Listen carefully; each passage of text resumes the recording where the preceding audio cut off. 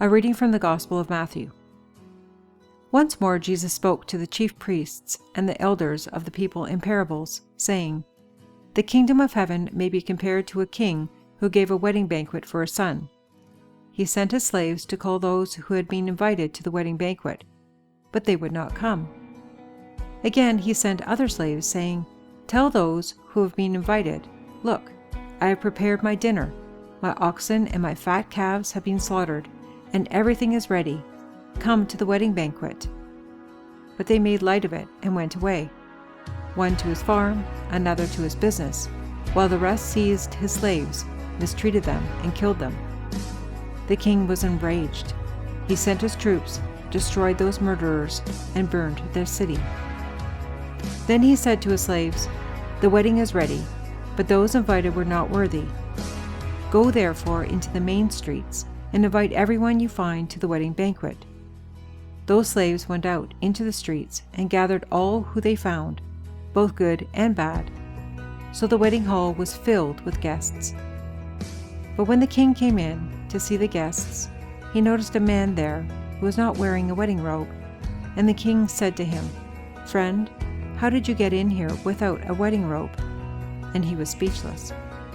Then the king said to the attendants, 'Bind him hand and foot, and throw him into the outer darkness, where there will be weeping and gnashing of teeth.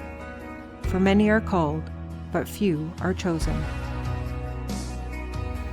Jesus used the parable of the great banquet or great wedding banquet to give a message to the Pharisees and scribes that God's plan will not fail by their rejecting God's invitation to repent and believe in Jesus. The parable represents the sins of the chosen people, the covenant people, Jewish people, who broke the covenant, disregarded God. They did not accept the prophets, the apostles, and even the Son of God himself. At the same time, the parable also represents the sins of the people, Gentiles, whom the invitation was extended, but many did not accept it. They did not accept the gospel.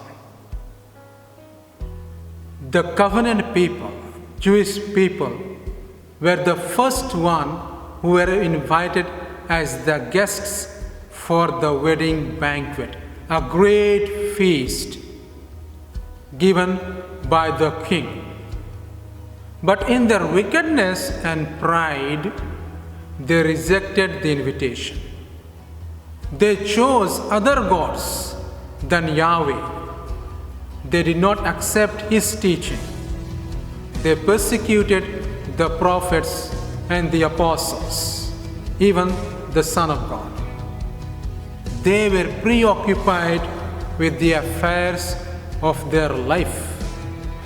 They did not heed and did not give priority to God. When the covenant people refused the invitation went to the Gentiles. The loss of the covenanted people became gain for the Gentiles. Blessing offered to the Gentiles, they accepted it. But the condition to come to the wedding banquet, to the wedding feast, is to come with the wedding robe. In other words, to respond to it with holiness and righteousness. The wedding robe represents living a life of justice, honesty, trustworthiness, and charity. And they are the gate pass to the wedding hall. Only through this one will be accepted for the wedding banquet. Imagine the frustration of the king when those he so lovingly favored with an invitation and whom he expected to be with him in his abode and join the great festival, the great joy, they turned down the kingly invitation.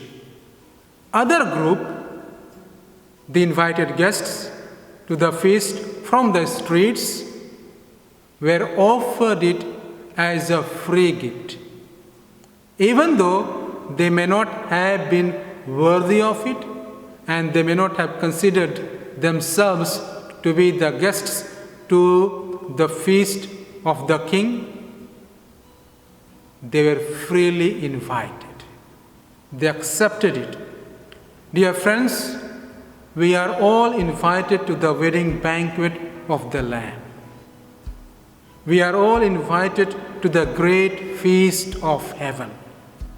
We are all invited to be with the King in his place, in his abode. We are lucky, we are blessed to be invited to the big part of great banquet of heaven. But like the covenant people, like the chosen people, we could also live in wickedness and pride and ignore the invitation because of our own affairs in the world, not giving priority to God, not giving priority to gospel value.